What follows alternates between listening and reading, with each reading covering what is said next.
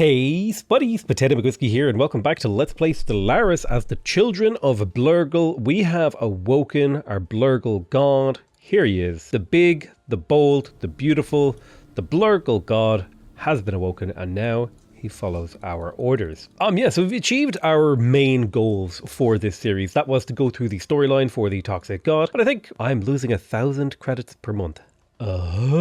That's a little bit concerning. We'll have to figure out why we're losing so many credits. We'll get around to that. But I think our main goal now is to just play it out, and we'll talk a little bit about the game's mechanics and kind of set up our empire for success. My empire is just like incomprehensibly huge and unmanageable. I should probably spin off some vassals out of my sectors. I have a couple of sectors over here that I could turn into vassals. I also have some even more planets over here that I could capture. There's a Tianki matriarch here that I should probably kill. Actually, let's get all of our giga fleets moving over there to deal with the Tianki matriarch. She is a giga super big galactic threat thing, whatever you call them.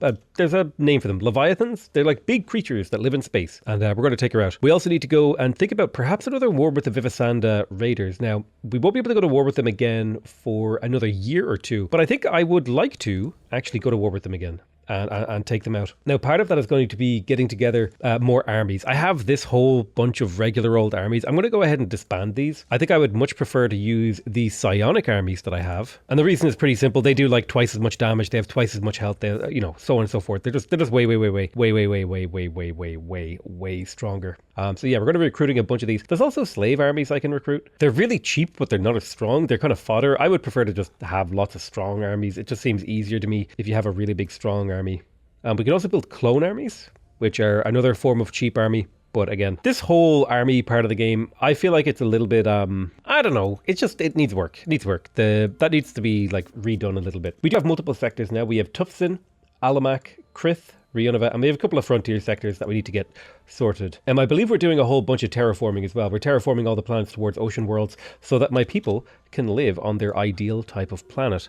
One thing I am struggling with is naval capacity. I need to build a lot more soldiers so that I can handle having a much larger fleet. We're also starting to unlock a lot of megastructures like the Sentry Array, which is kind of exciting. And I would like to increase my alloy income. My alloy income is pretty good, but I'm using up a lot of it in ship maintenance. If we come down here to Evexis, we have managed to build ourselves a orbital ring tier 2 around it. Now, if we take a look at the planet of Evexis, the majority of the population are working jobs here in the mining industry, and I may switch these food jobs to mining as well, and that would allow me to very easily just plug in low gravity mega refineries. That'll get me +2 minerals from miners, and the more efficient I make these planets, that's just a big boon. So we'll go ahead and get low gravity mega refineries. We could go for habitation modules if we wanted to increase the total amount of districts around here. They only cost 25 influence, and the higher the quality of this planet is, the more of these mining districts I can build. So I think I will go for that. Yeah, I like that. I'm going to specialize this planet towards the production of minerals. It's already specialized towards minerals, but I'm going to specialize it even further. I haven't yet unlocked a military academy. Oh, I do. Here's the military academy. I definitely want to unlock that. Well, who cares about the military academy? I'd actually rather just have more soldiers. So that's Evexis planned and dealt with. We kind of want to go through and look through our whole system here. We've got a generator habitat. We definitely want to upgrade this to upgrade the habitat to make it up to a size 6 habitat so we can make it bigger. It's a little bit underpopulated right now and people are a little bit upset because there's not enough amenities, but generally this thing is going to come along nicely. I'm going to go ahead and build it out how we want it to be built, which is with an energy grid. I can't build Psi-Core in here yet, so we'll just leave it as is. And I'm probably going to go through each and every sector and look to, build orbital rings around planets, because that allows you to, build a planet more efficient. The more efficient my planets are, the better. Like over here, we've got a tech world in Levar. This is an ocean world. It has been terraformed, which is ideal. I'm going to go ahead and set the population type to Blurgling. Make sure that we're growing our primary species here. There's an awful lot of clerk jobs on here. So if this is a tech world, which I'm totally fine with it being, that would require us to demolish basically everything on here, except for the things that we need. So we already have all the building slots that we need, which means we could theoretically, additionally, if we wanted to have a little bit of fun here, we could specialize this towards food processing as well. I don't see a reason not to do that. We already have all the building slots. We definitely want a slave processing facility here. We want a research institute. We want a Psi-Core. And then basically as many research labs as we can fit into it. And we'll re-examine this planet in a little while when it's finished doing its thing and getting upgraded. So that was Levar. We are also terraforming this world. This is a forge world. I'm okay with that. That seems like a reasonable decision. Let's go ahead and look at our decisions. Yep, we could do Mastery of Nature. It costs us 100 influence and 2000 energy, and it will increase the size of this planet by +2, which is 2 more industrial districts. I'll fill out as many of those industrial districts as I can, and I will upgrade the Alloy Mega Forge. This will increase the quality of the metallurgist. It'll increase their mineral upkeep, but will increase their alloy output, which is exactly what we want. And so this is what it looks like when I'm managing my planets. We have another forge world here. Do we want this to be a forge world? Sure. Why not? I'm already building that one. That's fine. We have another forge world. I don't think I need another forge world. Although this doesn't really have much in the way of potential for much else. It's a lot of minerals I'll be using if I turn this into a forge world. Where is this planet? It's underneath a shipyard. It doesn't have particularly good mining. It doesn't have particularly good agriculture. I don't really need much food. Okay, we'll re-examine that one later. We do have an agri world here, and I'm fine with this being an agri world. A decent amount of pretty much everything that we require here. So naturally, an agri world will max out the agricultural districts. Agri worlds will have a significant number of slaves on them, so a slave processing facility seems like a good move. We'll also probably want a hollow theater and a food processing facility, and then that should make this a fairly efficient world at producing a ton of surplus food. Here's a generator station over here. That's perfect. So we're going to upgrade the energy grid here. That will add an additional technician job, but also increase the amount of energy credits that we are getting per technician on this planet. And then in terms of buildings here, I tend to find these things are really, really good for generating strategic resources. So I might build a bunch of crystal refineries up here. I don't really need much else, do I? No, I should probably put a psi core, +5 stability, output from jobs. That's good. But yeah, then I'll put down a bunch of synthetic crystal plants and I can upgrade the habitat as well. So that'll get that up and running. We have another tech world over here. This one's very well built, actually. We've got a ton of industrial districts, which aren't really what I want on a tech world. If I'm going to build a tech world, I want it to be a tech world, not to be an industrial world. So I'm going to start replacing these with like a couple extra city districts, and then we'll have a little bit of a think about what we want to do in here. This planet is going to eat up volatile gas very, very quickly, but I'm more than willing to pay that expenditure. So I'm going to upgrade all of these buildings to increase the number of jobs that it is performing. I would prefer if it was my blurglings that were growing on this relic world, honestly. I have like 1,000 species population across my empire, but very, very few of them are actually my primary species. Only a quarter of the population across my species are my main species, or across my planets are my main species, which is not ideal. So in Patragor, this is located, Patragor Prime. This station is going to be a fortress, so this will be a battle fortress, Patragor, and it will primarily be a residence for soldiers. Just a whole bunch of strongholds. How did I build my other fortress station? Let me have a look here. Sulan Fortress, it was just straight up like that. So Patragor Fortress is going to be the same sort of thing. And remember, this basically exists so that if I am attacked, this acts as a choke point that enemies can't get through because they have to break both this station that is heavily defended with hangar bays, and in theory, eventually, I'll be able to get ion cannons and defense platforms in place. Eventually, limited resources in the galaxy for me to build up my power level. So we're building a bunch of strongholds. I think it would be good to get like one habitation district, make sure we set the designation as a fortress station. The nice thing about this is it will increase the rate at which we build strongholds and also make it so that this planet can sustain more bombardment. And the nice thing about these stronghold stations is they will give me a ton of naval capacity. So how did I build the other fortress stations? So it was just a bunch of trade districts on top, which I think is totally fine. Trade districts do the job. They will provide us with the housing, the amenities, everything else that we need to keep our people happy on those planets. So let's take a look at Almac.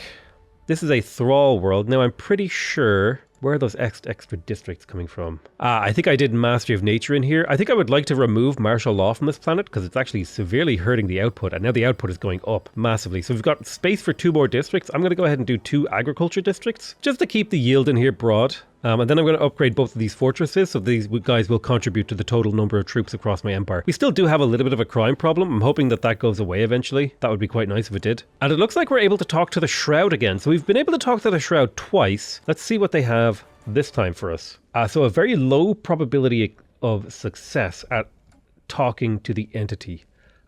So one of my governors just disappeared. I don't even know which system he was governing. Looks like it was this one. Let's go ahead and recruit a new governor. I do like that all of my governors are now psionic. That's kind of really fun.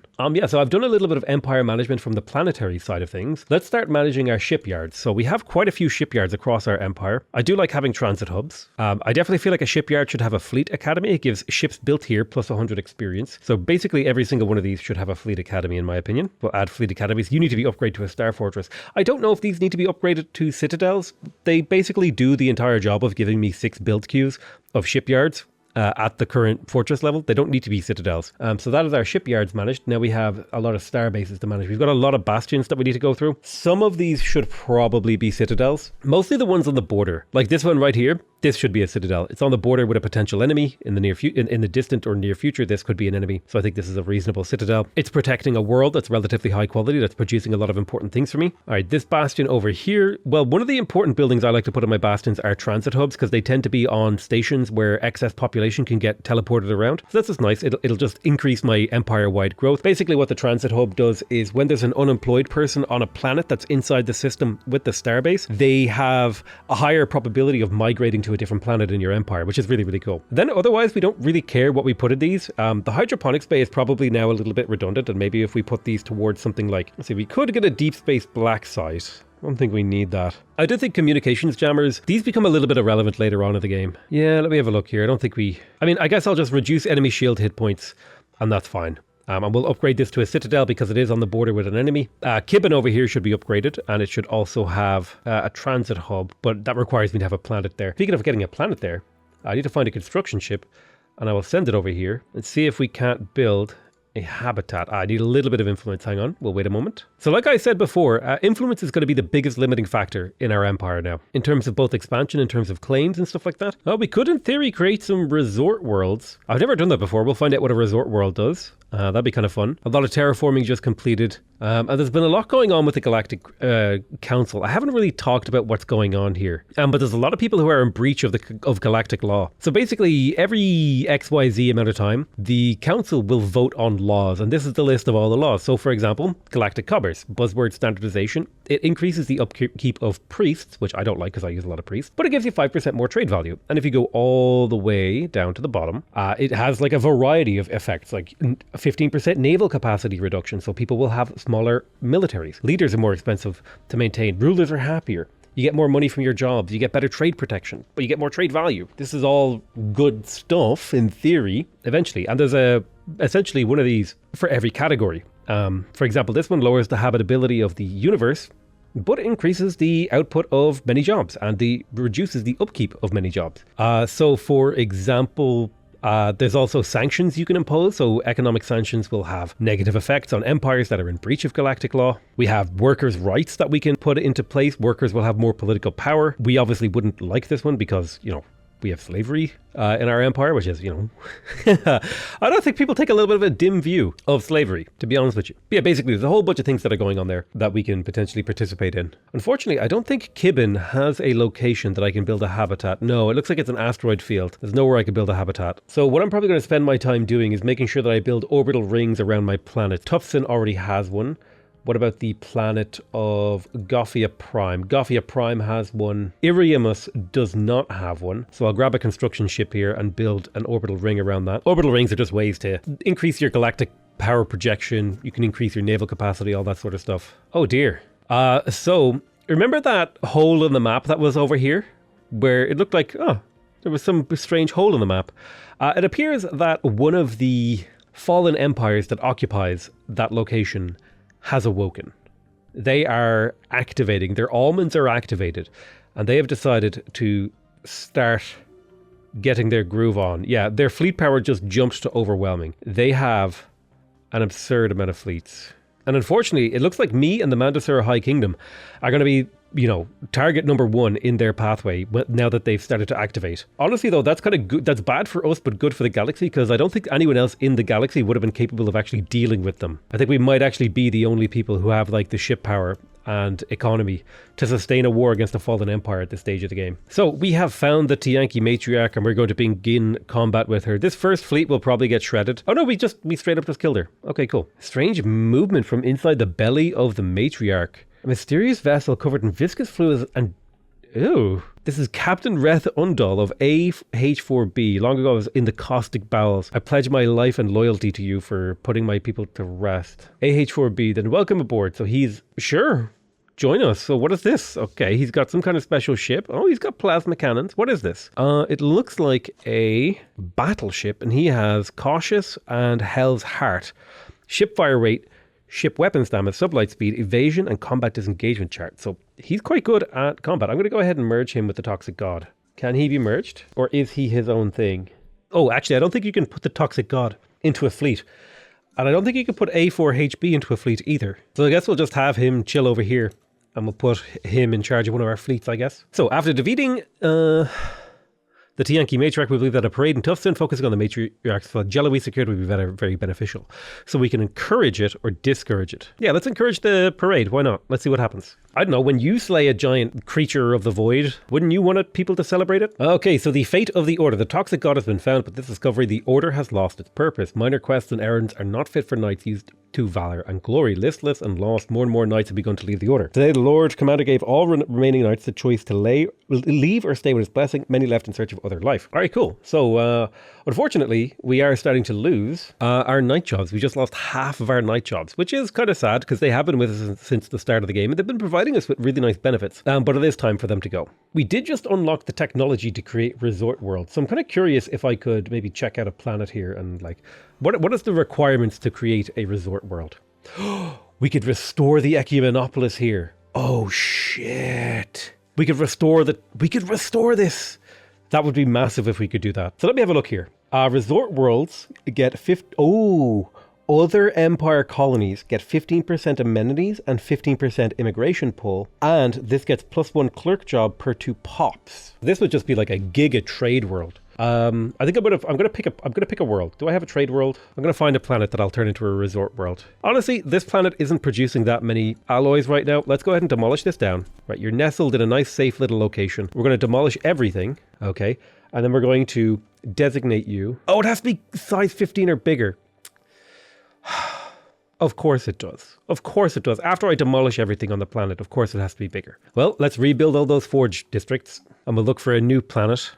Here, this planet doesn't really have a designation. It has random crap built on it. I never got around to managing it, which is kind of funny considering how important managing individual planets is in the early game. And I could be like this deep into the late game and I'm like, oh, this planet, I literally forgot about it and it's fine.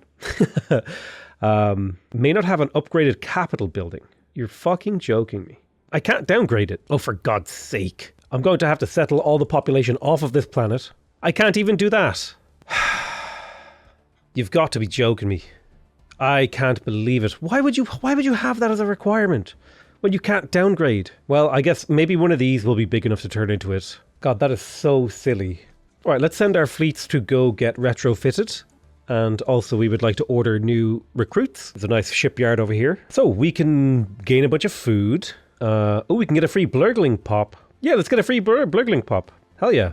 We're creating populations out of the corpse of a sentient leviathan. These are completely normal and not evil things that we are doing right now, I promise you. I promise you my society was not founded upon violence.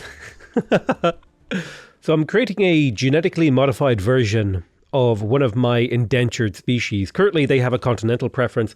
They are thrifty and nomadic, which I'm totally fine with. However, I don't like this solitary trait. And I also don't like that they have a continental preference. So I'm going to change their preference to ocean worlds, and I'm going to get rid of solitary. And then I have room for possibly one more trait to add here. Let's have a look.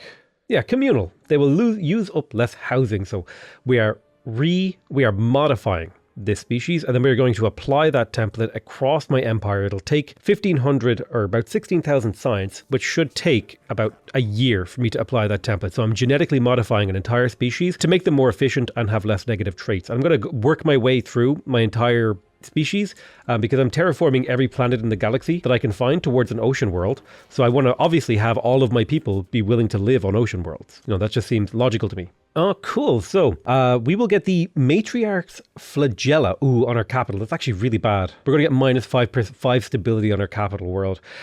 I mean, it sucks, but it's fine.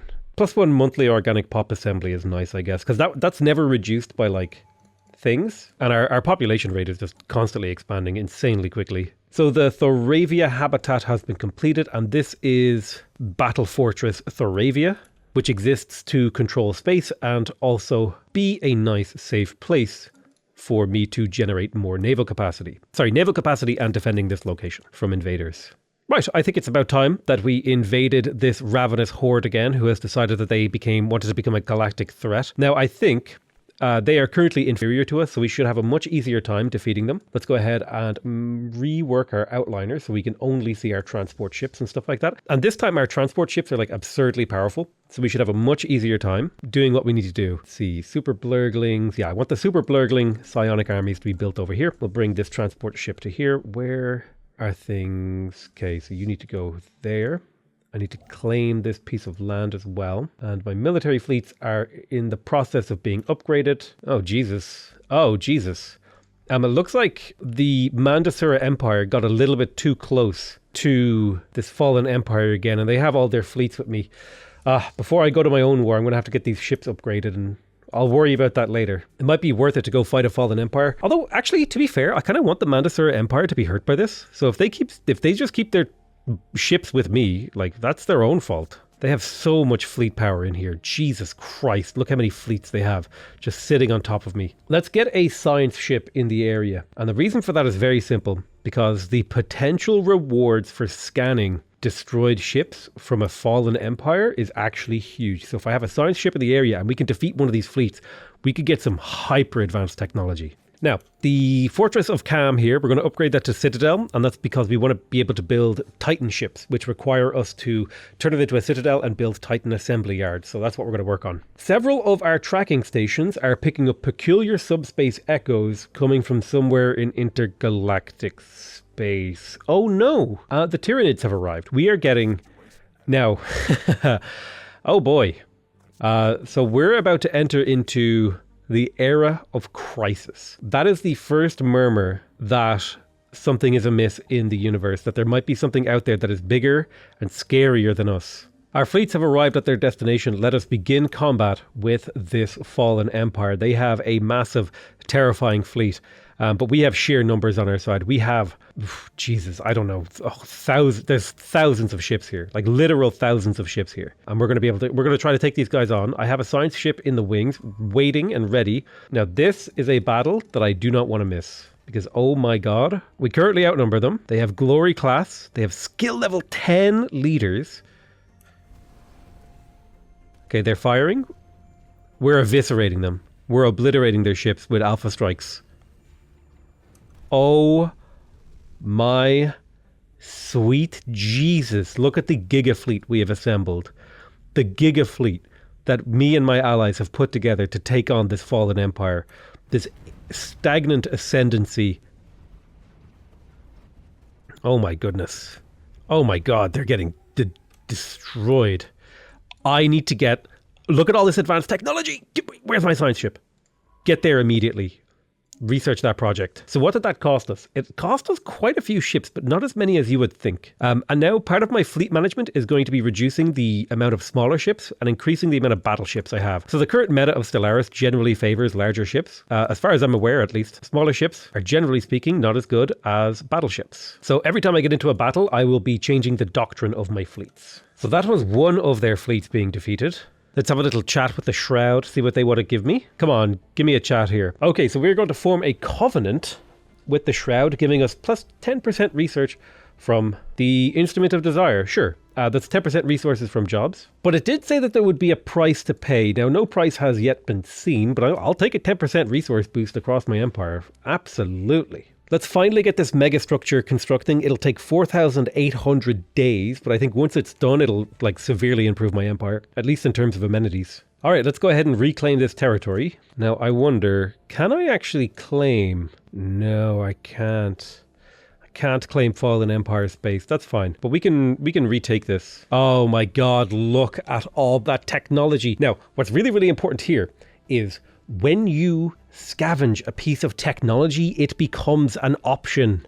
Look how many techs we just got as options. Look at all these advanced technologies that we shouldn't have access to because we did the thing. Look at this, we have jump drives. Dark matter deflectors, dark matter reactors. Oh, baby. Getting a kill on a Fallen Empire fleet is such a huge game changer. Ooh, you guys engaged way too early. Ooh, we engaged way too early. And one of my fleets got eviscerated. It was 160 strength. Yeah, that's why the power in the numbers. You got to have numbers on your side. But this will be another opportunity to get another research tech going here, which will boost along our standings. So I don't actually want my ally to get access to all these Fallen Empire planets, because these are pretty nice planets. And these are pretty high quality systems that the Fallen Empires tend to have. So I actually don't want to win this war much harder than we already have. I think we want to leave it here. I still have a ton of habitats to upgrade. It's just one of those things that you sometimes you just don't get around to it. But there's I have so many planets to manage that it's hard to make sure that I've got them all, chooching away at maximum chooch. I will say this though, most of them are where I want them to be. I think there's very few planets left now where they aren't, exactly what I want them to be in terms of output. There should totally be a psi core. Yeah, you can only build one psi core per planet or habitat, and they produce so much unity, and they increase your population output so much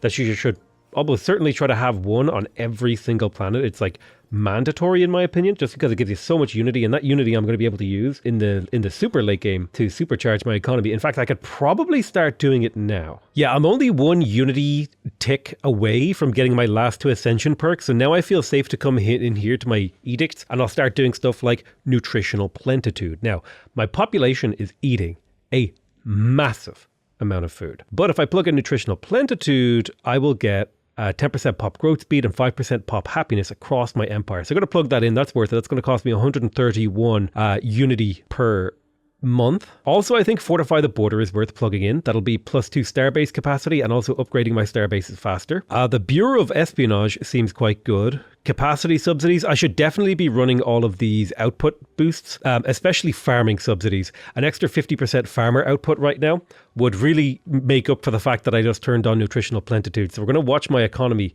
completely shift here. Yeah, there it is. It just shifted.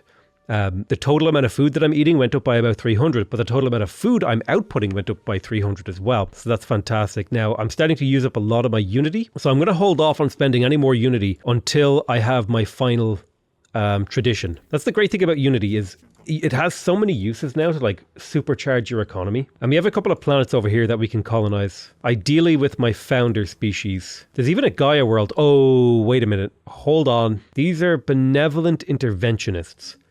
They are not... Okay, as far as I'm aware, this is not a holy world. It's just a Gaia world. So I'm safe to put my blurglings on it. My TLO conversion worked, by the way. So now these guys are fully acclimatized to living on ocean worlds. And I'm going to go through and do that for basically every species in my empire. Now, they primarily work basic jobs. So making them very strong would be ideal. Unfortunately, that costs a lot of points for that. That would be nice for 5% worker output. Otherwise, things like consumer upkeep, so they use less consumer goods. Yeah, I'll make them resilient and strong and conservationist. This will increase their output slightly. Their output will get a boost because they'll be more acclimatized to living on ocean worlds, and I'm terraforming the entire galaxy to be ocean worlds. So let's go ahead and apply this template to my entire empire. That'll be 16,000 things as well. That'll be another 12 months of genetic modification. Yes, mass genetic modification.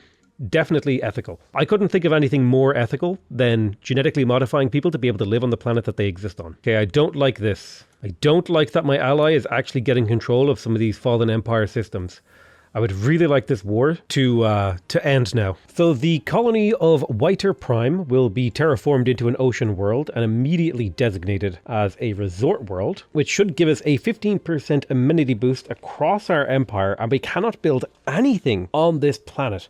In fact, we can get rid of all these blockers though, for sure. Now, the interesting thing about the resort world is it will give you +1 clerk job per population. And it looks like this might be a good place to build things like the Ministry of Culture and the Autocon Monument. There's going to be a lot of clerk jobs, so perhaps we could build a ton of commercial zones? I mean, I feel like the thing we're going to be lacking is housing here. How is this going to be getting housing? I guess we just build a bunch of luxury residences so more people can live on this world? I don't know. We'll play around with it. But the hope is here Now when I go to like say Tufton and I take a look at these clerk workers down here, I can't see where that 15% amenity boost is coming from. I don't even know if resort worlds work, to be honest with you. So we have ourselves a resort world now that is providing us with a little bit of trade value. This planet will never really produce much outside of that amenities boost, which is always nice. Oh dear.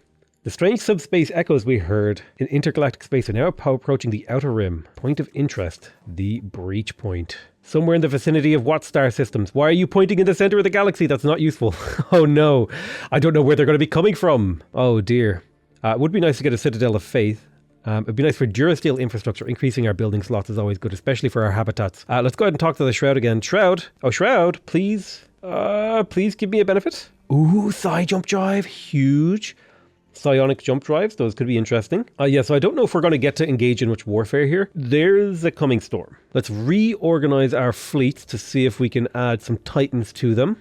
They won't fit in most of these fleets. So I'm really quite skeptical that I'm going to have enough power to take on the crisis here. I'll do my best. PSV contacts are approaching from intergalactic space. So this is a psionic emission detected. Praethorin, we have arrived. Our long journey is over. Feed, mate, and rest. We must consume this galaxy before the hunters find us. Okay, so the Praethorin. I've never fought the Praethorin before. Where have they come from? I cannot see them and where they are coming from. Begins the Scourge of the Void event chain. So this is ends the coming storm. So this is the late game crisis that Stellaris has. I can't see them. I don't know where they are. There they are. Oh no, they're on the other side of the galaxy. That's not good. That's really not good. Let's talk to the Mandasura. Hey, how would you like to form a federation? We're not at peace. Can we please peace these guys out, dude? Dude, please peace out. We have to deal with this scourge that has appeared. The Tyranids are here. Oh god, they're going to get across the entire galaxy before we ever get to stop them, aren't they? This is just stereotypical galactic politics. Nobody wants to deal with the galactic scourge. No one wants to take responsibility for it. It's everyone's problem but mine. Oh, we finally found the precursor homeworld. We found Erasia. Excellent. Let me go ahead and get a science ship over there. We will survey and research projects in that system. Where's my nearest construction ship? Not seeing one. Hold on. This guy. Why don't you get over here as well so we can claim that? It would be quite nice to have the Erasian homeworld under our belt. It might come in handy, especially since the crisis is here. Jesus. All right, let's reinforce our fleets. Take our final tradition here. This will give us a 5% boost to our worker output, as well as a 10% reduction in our empire size. The bigger your empire size, the more it costs you to do things like technology and traditions. So getting a 10% reduction to that is quite handy. And we do get to pick a new ascension perk. So we could opt to become the crisis ourselves. However, I think it might be more interesting if we go for the Defender of the Galaxy. That has been our goal all along as the children of Blurgle. We will protect those who cannot protect themselves. While in my heart of hearts, I would love to go for like arcology projects to be able to create ecumenopolises, or even try out the new detox ability. That would be kind of fun. I'm going to take, oh god, but I could also build Colossus ships. Well, I already have a Colossus actually because I have a toxic god, so I don't need that. Right, so we need to make a decision here. But yeah, we can pick 2 more of these traits, and then that's our last decision for the rest of the game. At least on this front. Master Builders is nice for mega structure build speed. It would be nice to build ring worlds and matter decompressors and Dyson spheres, but that is so generic, I feel. Yeah, okay, so I'm going to go ahead and take Defender of the Galaxy. This will give me 50% extra damage against the Praethorin Scourge that just appeared and is currently expanding across the galaxy, which is terrifying. So the Psi jump drive. Paradise Dome. Let's unlock the Psi jump drive. It is a dangerous technology. That's what the red ones mean. It's a rare and dangerous technology, but I think that might be worth it. Let's start getting these fleets upgraded. Going to cost us a lot to get these fleets updated to the latest technology. Remember, we just unlocked like things like dark matter reactors and all that. Our fleet power is relatively low, but we should start to see these numbers climb up extremely rapidly. Oh dear. There appears to be a second wave of the Praetorian Scourge. Yeesh. Yeah, they've already completely consumed the Ocklar Pact. Maybe they spawned on the other side of the galaxy knowing that I wasn't strong enough to take them on. I really hope that that's not why. I really hope. Yeah, I'm going to need more Forge Worlds. I'm going to need a lot more Forge Worlds. That much is clear. I'm going to need a lot of Forge Worlds. I need a lot of alloys. I'm going to need to build an insane amount of fleets, an insane amount of ships. I need to go through and build up these docks as well. I never got the research thing. I swear there's a research one you can get for this, but I never got it. Let's have a look at Gothia Prime. This is a definite mining world. It doesn't need any more districts. It's already built out exactly what it needs. Really, it just needs to be upgraded with the mining boost, low gravity mega refineries. And then we'll get an orbital anchorage and a Where is it? Naval Logistics Office, so we can raise a larger fleet. So that's what I'm doing, going around and I'm improving any of these planets. So we have like a Thrall world here. So it looks like energy would be a good pick up. Let's upgrade this to a higher orbital ring tier. Let's pick up energy. We'll get more orbital anchorages. I could... There's no point in increasing the size of this planet. At that point, we're kind of making redundant choices. This planet, however, on the other hand, this could use a few more districts if it's going to be an agri/rural world. I have so many orbital rings. It's fantastic. I love it. I think it's a really cool game mechanic where you can build like orbital rings around your planets to make them more efficient and more effective. This is a forge world, so the orbital ring would want to be upgraded so that I can build forge world boosting abilities. This is a factory world, so I need to upgrade this ring as well. So we managed to activate a gateway, and these gateways connect to each other. So we can now officially make our way to Hanam Tir, which is inside the Soran Republic. This is a good thing and a bad thing. It's a good thing because now we can get over here and deal with the Praethoran Scourge. In theory, the big problem is we're still at war. I need you to stop being at war with the Corinth Protectors. God, what a waste of my time to be at war with these fallen empires when there's a goddamn scourge coming across the galaxy. Ooh, we managed to find the Erasian homeworld. This gave us the Javoran pox sample because it seems like they were wiped out by some kind of pox. We get 10,000 unity, 70,000 physics research, 10,000 minerals, and a minor artifact action that gives us the secret of the Erasians. Cool, so let's go to society management and start our relics. We would like to discover the secrets of the Erasians, but we need 50 of those. So we definitely want to get this thing inside of our system for sure. There's a lot of resource potential here of a variety of kinds. It's not like the most amazing system, and usually you find this quite early into the game. I got really unlucky this game and I got really bad rolls on finding the Erasian homeworld. One thing that I was going to do something. What's this? So if I activate this will give me a 50% research boost in biology. Yes, that just seems like a really good move. I'm actually considering joining the Federation of the Soran Republic here, just so that I can get my ships in here to fight the Soran, the Praethoran Scourge. Normally I would prefer to run my own federation, but in these dire circumstances I may not have a choice. People are putting up basically no resistance to them. They're just flowing through these cities and planets and stuff. I'm going to ask them for association status so I can join their federation. I really don't want to be in their federation. I'm only joining it because I need to get rid of that scourge. It's a political decision out of necessity. So we have our dark matter reactors. They generate an insane amount of power. The level 5 is 3,200. The level 6 or whatever this is 4,200. That is absurd amounts of power. Now it's important to remember that excess power does in fact increase your combat capabilities. I think I would like to go to the spinal mount battleship setup so I can add particle lances and mega cannons. Which one's better, the particle lance or the mega cannon? Particle lance does less damage but has a higher accuracy, so I will go with the particle lance. I think it's time for me to disband my corvettes and destroyers.